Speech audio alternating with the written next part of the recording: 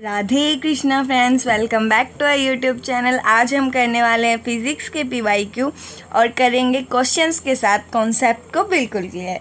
तो first question देखते हैं। Direct conversion of solar energy with the use of photovoltaic cell result in the production of. अब देखो, solar energy, हमारे घर में भी सोलर सेल लगे होते हैं ना, वो क्या करते हैं, सोलर एनर्जी को किस एनर्जी में कन्वर्ट करते हैं, इलेक्ट्रिकल एनर्जी में करते हैं ना। तो इलेक्ट्रिकल एनर्जी कौन सा ऑप्शन है, option number B, and option number B is the right answer. See the next question. A man inside an artificial satellite feels weightlessness because the force of attraction due to earth is। अब देखो, wait का formula क्या होता है, weightlessness feel हो रही है तो वेट का फॉर्मूला क्या होता है, mg।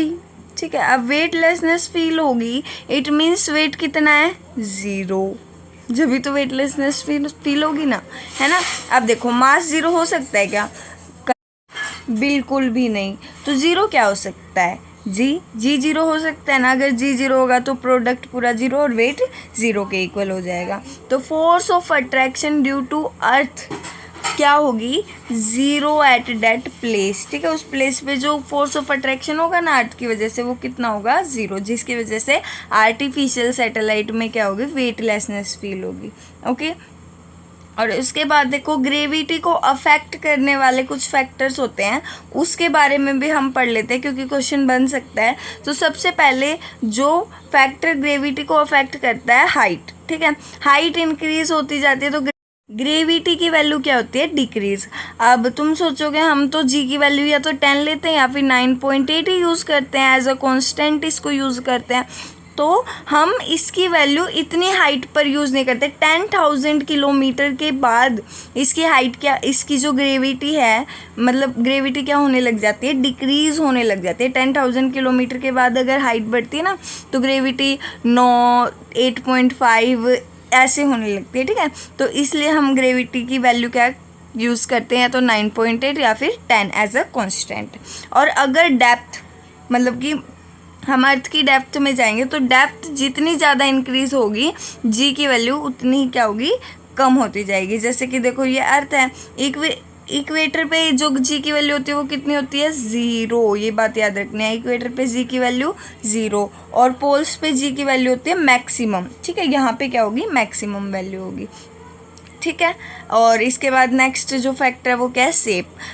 जी कहाँ पे मैक्सिमम होता है, पोल्स पे, और मिनिमम होता है इक्वेटर पे। इसकी वैल्यू कितनी होती है, 0। ठीक है, और नेक्स्ट फैक्टर है रोटेशन। रोटेशन में क्या होता है, ओमेगा। ओमेगा क्या होती है, एंगुलर वेलोसिटी। अगर ये इंक्रीज होगी तो जी की वैल्यू क्या होगी, डिक्रीज। ठीक है, इट मीन्स जो ग्रेविटी है वो क्या, इनवर्सली प्रोपोर्शनल है एंगुलर वेलोसिटी के। नेक्स्ट क्वेश्चन देखते हैं। The dimensional formula of electric flux. अब इलेक्ट्रिक फ्लक्स का फॉर्मूला क्या होता है, E dot D S, right. तो पहले ऐसा यूनिट देख लेते हैं। तो ई की ऐसा यूनिट क्या होती है, न्यूटन पर कूलम्ब। ठीक है, और डी एस, एस क्या है यहाँ पे, एरिया। एरिया की ऐसा यूनिट क्या होती है, मीटर स्क्वायर। ठीक है, तो पूरी ऐसा यूनिट क्या हो जाएगी, न्यूटन मीटर स्क्वायर पर कूलम्ब। किसकी, मैग्नेट, इलेक्ट्रिक फ्लक्स की। और उसके बाद अगर हम इलेक्ट्रिक फील्ड को लिखे, कैसे लिख सकते हैं, force per unit charge in dot D S. तो फोर्स की डायमेंशन कितनी होती है, MLT-2। वैसे तो हम इसे निकाल सकते हैं किससे, F = ma से निकाल सकते हैं ना इसकी डायमेंशन भी। बट सोल्व करने से ज़्यादा अच्छा है, निकालने से ज़्यादा अच्छा है कि आप इसको याद रखो, क्योंकि फोर्स की जो डायमेंशन है वो बहुत सारी डायमेंशंस को निकालने में यूज़ होती है, तो इसको याद ही रखना। फोर्स की कितनी होती है, MLT-2, ds s एरिया है, तो इसकी कितनी हो जाएगी, लेंथ का स्क्वायर L स्क्वायर, और क्यू चार्ज की क्या होती है, 80। देखो क्यू किसके इक्वल होता है, I इंटू में T के इक्वल होता है। ठीक है, I की क्या होती है, एम्पियर, और T टाइम। ठीक है, तो फिर ये क्या हो जाएगी, M L कितना, 1 और 2 3, ML3। यहाँ पे T की क्या है, 1, ऊपर जाके -1, -2 और -1 माइनस का 3, तो T की कितनी हो जाएगी, -3, और A नीचे था, ऊपर जाके एक -1। ठीक है, तो कम्प्लीटली डायमेंशन क्या हो जाएगी, ML की 3, T की -3, A की -1, and the correct option is option number D. Okay, I hope आपको क्लियर हुआ होगा। और नेक्स्ट है, what is the percentage error in time period of simple pendulum if length and acceleration due to gravity are changed 10% and 12% respectively. ठीक है, तो यहाँ पर हमें टाइम पीरियड का फॉर्मूला यूज़ करना है, और एक प्रीवियस वीडियो में मैंने आपको टाइम पीरियड का फॉर्मूला बताया भी था। क्या होता है टाइम का formula? 2 pi root L by G के इक्वल। ठीक है, तो परसेंटेज एरर कैसे निकालते हैं? अब देखो कांस्टेंट है 2 पाई, तो इसे तो भूल जाओ। ठीक है, हमें क्या लेना है? बस रूट एल बाय जी। अब रूट है तो रूट का मतलब पावर कितनी हो जाती है? 1/2। तो एल की पावर 1/2 बाई जी की पावर 1/2। और कभी भी हमें एरर निकालनी होती है तो हम कैसे निकालते हैं? जो पावर होती है उसे आगे ले आते हैं। ठीक है, 1/2 इंटू में जो एल है, ठीक है, इसमें एरर डेल्टा एल बाय जो लेंथ थी प्लस हाफ की पावर कितनी थी? हाफ, तो वो में डेल्टा जी अपॉन जी हाफ। अब एरर इन लेंथ हमें कितनी दे रखी है? 10%। तो इसकी डेल्टा एल बाई एल की जगह हमने क्या पुट कर दिया? 10। और वैसे ही delta G upon G acceleration due to gravity में एरर कितनी दी हुई है? 12%। तो ये वैल्यू भी हमने पुट कर दी। ठीक है, तो 2 से 10 गया 5 पे, 5 + 2 से 12 कितने पे गया? 6 पे। 5 + 6 कितना आ गया? 11%। तो राइट आंसर क्या हो जाएगा हमारा? Option number C. ठीक है, I hope this is clear to you. Next question पे चलते हैं। 2 bodies of 9 kg and 16 kg drop from a height of 25 meter and 36 meter. Then find the ratio of their time to strike the ground. अब देखो drop की गई है, एक 25 metre से, एक 36 मीटर से। अगर ड्रॉप की गई है उसका मतलब क्या है? u किसके इक्वल है? 0 के इक्वल है। अब न्यूमेरिकल को सॉल्व करने का सबसे सही मेथड क्या होता है? पहले ये देखो गिवन क्या क्या है। ठीक है, बट सबसे पहले हमें क्या कहा गया? अभी ड्रॉप की गई है, इट मीन्स u की वैल्यू, इनिशियल वेलोसिटी की वैल्यू कितनी है? 0 है। और यहाँ पर हम काइनेमेटिक की कौन सी इक्वेशन लगाएंगे? s = ut + ½ at²।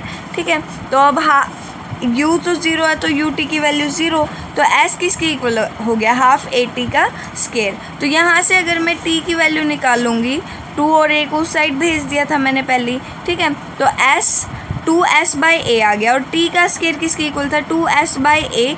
और अगर दोनों साइड रूट लूँगी तो क्या आ जाएगा? √2s/a = t। अब यहाँ पे s क्या है? डिस्टेंस। ठीक है, तो डिस्टेंस कितना है? यहाँ पर दे रखा है 25 मीटर एंड 36 मीटर। 2h यहाँ पर हाइट होगी, डिस्टेंस। ठीक है, बाय एक्सेलरेशन कौन लगाएगा? ग्रेविटी। फॉर्मूला क्या बन गया? √2h/g। और ये आपको याद रखना है, ये बहुत सारे क्वेश्चनों में यूज होता है। ओके, अब देखो दोनों केसों के लिए T1 एंड T2 निकाल लेते हैं। अब T1 केस के इक्वल आएगा √2 इंटू में h कितना है फर्स्ट केस के लिए? 25, और g की वैल्यू चाहे 9.8 ले लो या 10 ले लो, आखिरी में तो कटना ही है। ठीक है, और T2 किसके इक्वल होगा? √2 इंटू में हाइट कितने? 36 मीटर, और ग्रेविटी की वैल्यू 9.8। T1/T2 करोगे तो 2 से 2 कट गया, 9.8 से 9.8 कट गया, बच गया क्या? √25/√36। √25 की वैल्यू कितनी होती है? 5, और √36 की वैल्यू 6। तो रेशो क्या आ गई? 5:6, and the option number B is the right answer. Okay, I hope this question is clear to you. Next question पे चलते हैं। The area under acceleration time graph represent. जहाँ पे भी एरिया की बात आ जाएगी वहाँ पे क्या होता है? इंटीग्रेशन। ठीक है, तो यहाँ पर क्या हो जाएगा? इंटीग्रेशन एक्सेलरेशन और टाइम ग्राफ, तो a dt। ठीक है, अब हमें ये इसकी जो भी वैल्यू होगी वो ग्राफ ये देगा। ठीक है, तो एक्सेलरेशन किसके इक्वल होता है? dv/dt के इक्वल होता है, rate of change of velocity. और तो यहाँ पर हमने dt को इस साइड भेज दिया, तो dv किसके इक्वल हो गया? a dt के। तो दोनों साइड हमने इंटीग्रेशन कर दिया, तो a dt किसके इक्वल आया? dv के इक्वल आया। It means change in velocity. dv तो यही होता है, dv क्या होता है? v final minus v initial. ठीक है, तो इसका करेक्ट ऑप्शन क्या हो जाएगा? Option number C. Next question में क्या बोल रहा है? What effect on kinetic energy if momentum of body become double. तो यहाँ पर हमें क्या करना पड़ेगा? काइनेटिक एनर्जी और मोमेंटम में रिलेशन निकालना पड़ेगा। हमें पता है काइनेटिक एनर्जी किसके इक्वल होती है? ½ mv² होती है ना।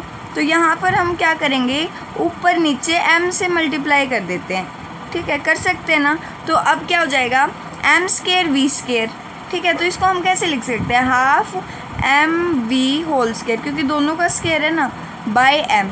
और एम वी किसके इक्वल होता है, मोमेंटम के इक्वल। तो ये कितना हो जाएगा, हाफ एम वी मतलब पी, मोमेंटम को हम पी से डिनोट करते हैं ना, पी का स्केयर बाय एम। तो ये कितना आ गया, पी स्केयर बाय 2m, ठीक है, काइनेटिक एनर्जी।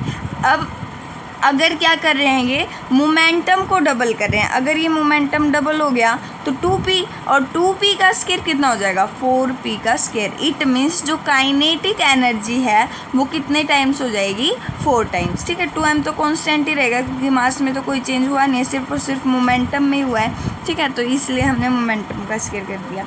तो यहाँ पर राइट आंसर कौन सा हो जाएगा, हमारा ऑप्शन नंबर ए। नेक्स्ट क्वेश्चन पे चले। तो नेक्स्ट क्वेश्चन में क्या कहता है question, Newton second law of motion is. तो यहाँ पर हम न्यूटन्स के तीनों लॉ को डिस्कस कर लेते हैं। तो न्यूटन का फर्स्ट लॉ क्या कहता है, फर्स्ट लॉ कहता है कि if there is no external force applied on a body its state will remain same. अगर किसी बॉडी पर हम कोई एक्सटर्नल फोर्स ना लगाएं तो वो उसकी सेम स्टेट में ही रहेगा, और इसे हम लॉ ऑफ इनर्शिया भी कहते हैं, राइट। और फिर सेकंड लॉ आता है। सेकंड लॉ क्या कहता है, सेकंड लॉ कहता है कि जो rate of change of momentum होता है वो डायरेक्टली प्रोपोर्शनल होता है एक्सटर्नल फोर्स अप्लाइड होता है जो किसी बॉडी पे, ठीक है। Rate of change of momentum is directly proportional to external unbalanced force applied on the body, ठीक है। और इसे हम रियल लॉ ऑफ मोशन भी कहते हैं, किसे, सेकेंड लॉ को, ठीक है। Is proportional to D P by D T, where P is momentum, ठीक है। तो आई होप आपको राइट आंसर पता ही चल चुका होगा, option number A is the right option. और फिर इसके बाद हम थर्ड लॉ को देख लेते हैं। थर्ड लॉ क्या कहता है, for every action there is equal and opposite reaction, ठीक है। हर एक एक्शन के लिए क्या होता है, equal and opposite reaction. I hope आपको ये तीनों लॉ बहुत अच्छे से क्लियर हो चुके होंगे। हम नेक्स्ट क्वेश्चन पे चलते हैं। Inertia of that property of body by virtue of which the body is. अब इनर्शिया क्या होता है, हम सबसे पहले इनर्शिया को जानते हैं। तो इनर्शिया क्या होता है, tendency of any object to remain in its state of rest और मोशन। मतलब कि अगर कोई बॉडी रेस्ट में है तो वो रेस्ट में ही रहने की कोशिश करती है, और अगर मोशन में है तो मोशन में ही रहने की कोशिश करती है। अगर हम रेस्ट में से किसी ऑब्जेक्ट को मोशन में लाते हैं तो वो हमें अपोज करती है। वो क्यों, क्योंकि वो रेस्ट में ही रहना चाहती है, और उसकी उस प्रॉपर्टी को हम क्या कहते हैं, इनर्शिया कहते हैं, ठीक है। तो अभी ऑप्शन देखते हैं। फर्स्ट ऑप्शन क्या है, unable to change by itself the state of rest. तो मोशन को भी मोशन के चेंज को भी अपोज करती है, तो ये तो ओनली रेस्ट तो नहीं आता। Unable to change by itself the state of uniform motion, यहाँ पे सिर्फ मोशन की बात की गई है। Unable to change by itself the direction of motion, नहीं, बिल्कुल भी नहीं। Unable to change by itself the state of rest और ऑफ यूनिफॉर्म मोशन, यहाँ पे दोनों की बात की गई है। तो राइट ऑप्शन कौन सा हो जाएगा, हमारा ऑप्शन नंबर डी। आई होप आपको समझ में आया होगा ये क्वेश्चन। नेक्स्ट क्वेश्चन पे चलते हैं। If the force on a rocket moving with the velocity of 300 metre per second in 210 is 210 newton, then the rate of combustion of fuel is. तो देखो, जहाँ पे भी रॉकेट की बात आ जाती है ना, वहाँ पे कंजर्वेशन ऑफ मोमेंटम को याद किया करो। और मोमेंटम के बारे में न्यूटन का कौन सा लॉ बताता है, सेकंड लॉ बताता है ना, ठीक है। तो वो क्या कहता है, एफ किसके इक्वल होता है, D P by D T के। और मोमेंटम को हम क्या लिख सकते हैं, मास इंटू में वेलोसिटी, क्योंकि मोमेंटम क्या होता है, product of mass and velocity, right. तो यहाँ पर वेलोसिटी की तो हमें वैल्यू दे रखी है और न्यूमेरिकल वैल्यू है ये, ठीक है। तो वेलोसिटी को हम क्या कह सकते हैं, कांस्टेंट। तो वेलोसिटी बाहर ले लिए तो अंदर क्या बच गया, D M by D T, ठीक है। तो फोर्स की वैल्यू हमें 210 न्यूटन दे ही रखी है, वेलोसिटी की वैल्यू दे रखी है 300, और rate of combustion of fuel D M by D T हमें निकालना ही है। तो 300 को इस साइड लेंगे, 210 by 300 is equal to D M by D T, और इसको सॉल्व करने के बाद वैल्यू आएगी 0.7।